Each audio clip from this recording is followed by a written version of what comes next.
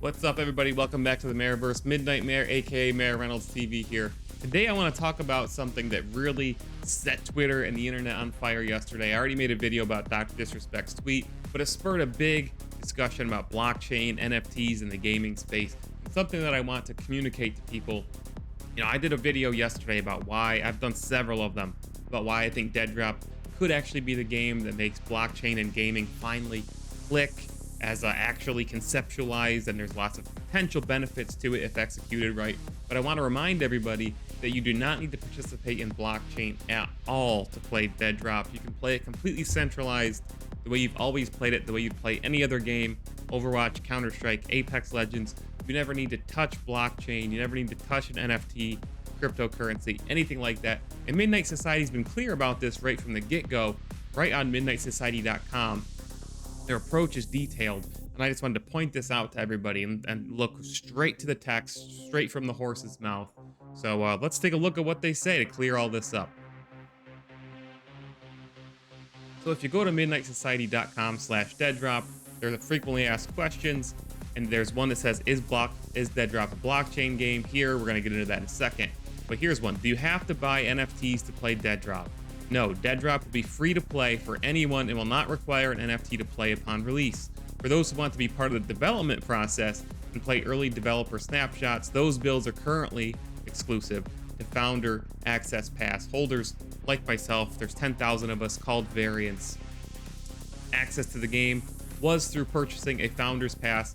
Note, however, that you could pay in cash. You did not need to buy any cryptocurrency. You could buy a Founder's Pass in cash, USD, which is what I did, $50 cash, and I now have this. If I choose to resell this pass, I can resell it on OpenSea.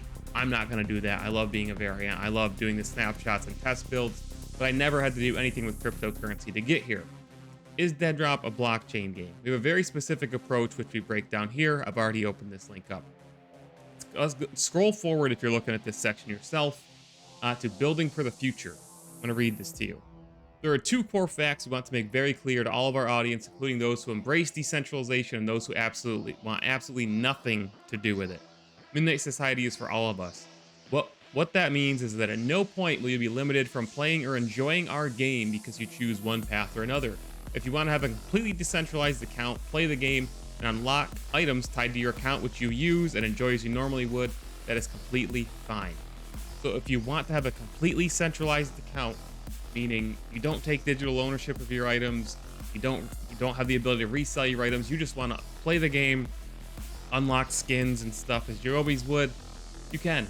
That's your choice. You don't have to do anything with crypto, nothing with blockchain, nothing with NFTs. You're not going to be penalized for it. If you want to have a decentralized account, free with a custodian of everything you own and able to sell them outside Midnight Society in the open market, you're free to do so. And then it also goes into details here about how if you start centralized and then want to go decentralized, you can do so, and they're tracking that. So if you decide to start, with nothing to do with blockchain, and then the game comes out, you love it, and you get comfortable with it, you can still convert that later. So a lot of this talk yesterday, I think, in my opinion, there's going to be a lot that it depends on how Midnight Society delivers this, how it rolls out. This is just their approach in text on a web page, technically. I understand that's going to change things, but I think a lot of people, once this game comes out, as long as it's constructed good, as long as it's a strong game on its own, and which I believe it will be, as someone who's already testing it and playing it, that's what's going to drive this game. And I think that's what's going to help blockchain in the gaming space actually take off. There's going to be people who play this game, love it, then they start to look into decentralization, reselling skins they're not using anymore, and so on, and it's all going to click. But if you're somebody who wants nothing to do with decentralization, crypto, blockchain, NFTs, you can play the game, enjoy it in its entirety, free to play, no questions asked. So, calm down, it's all gonna be okay. So if you enjoyed this video, make sure you subscribe to the channel, Midnight Mayor, and like the video. Leave a comment with your thoughts on whether you wanna go centralized or decentralized. We'll see you in the next video. Midnight Mayor out.